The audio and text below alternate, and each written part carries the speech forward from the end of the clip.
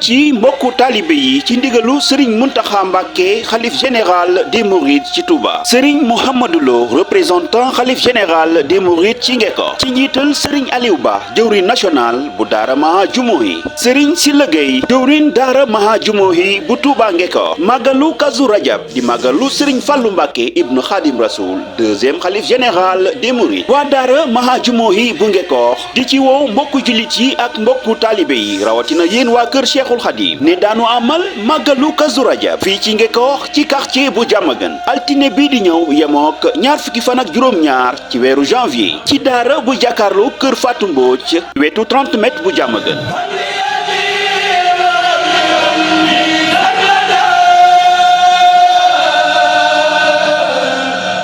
waa daayira Maha Jumohi bu Ngeko ne daanu ci ànd ak waa Sandiara Caajaay ak waa Ndakaaru ñu ciy woo bépp kuréel ak daara bu nekk ci Ngeko kon mbokku Ngeko mbokku Sénégal ak li ko wër bés bango waa daara Maha Jumohi bu Touba Ngeko ñu leen di yëgal màggalu Kazu Rajab bi ñu amal di màggalu Serigne Fallou Mbacké ibn Khadim Rasoul altine bii di ñëw yemook 27 janvier 2025 ca quartier bu Diamaguène ci Ngeko en face kër Fatou Mbodj